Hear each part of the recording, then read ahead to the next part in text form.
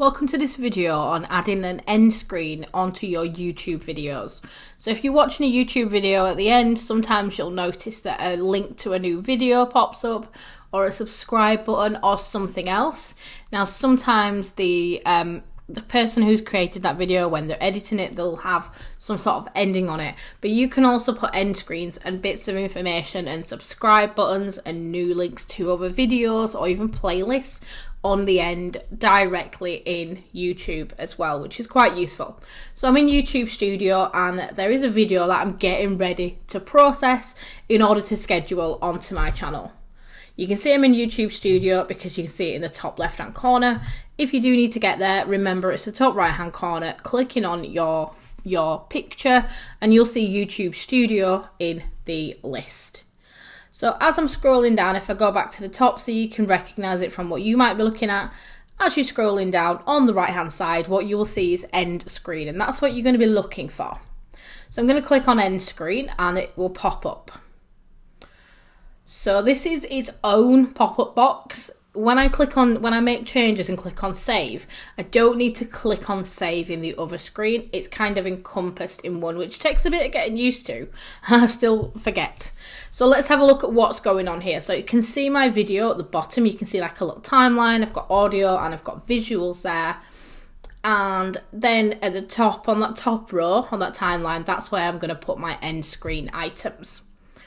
So I can process through if I want to, which is really nice. I can click on that and I can move it across. I can see where I'm going. I can see what's happening.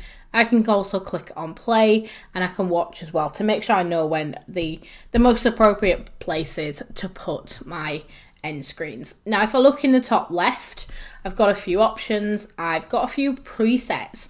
Now, if you've already done end screens in a previous video, you can import from the last video.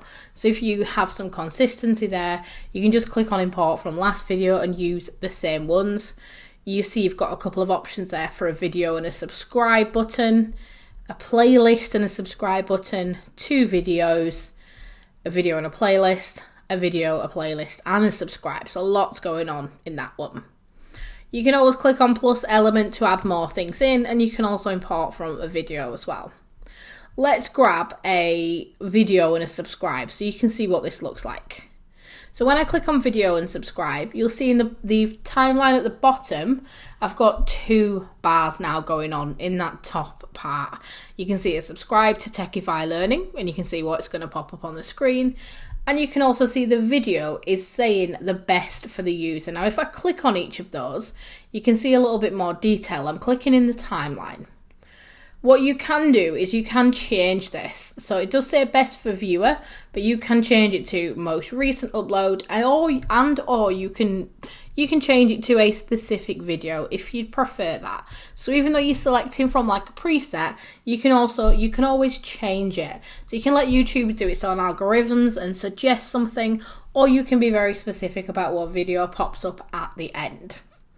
And what you can also do, which is really important, is you can decide what time you want this to pop up. Now, what I always do, because this winds me up a little bit, is I move that line because it tends to pick up that I'm moving that line and I'm not.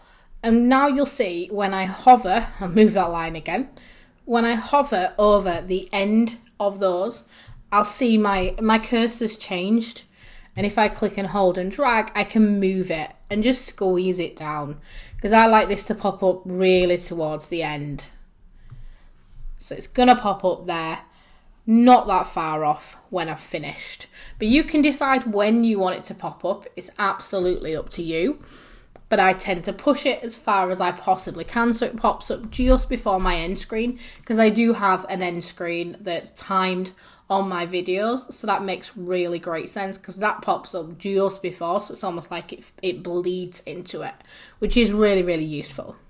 And just to note, it's warning me at the top that the end screen elements won't play for private videos, and that's just because I haven't scheduled it. It hasn't gone live yet.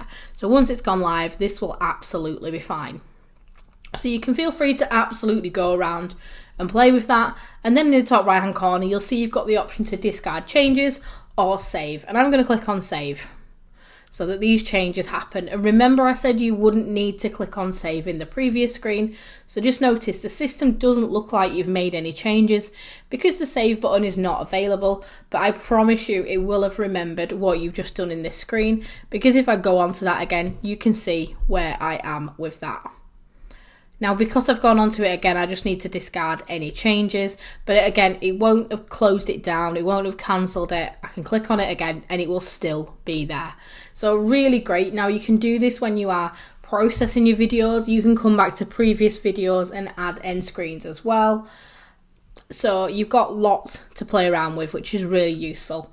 And it can really add some value, get some subscribers, get people to be looking at other videos on your channel as well, rather than going off to the next thing that YouTube has suggested.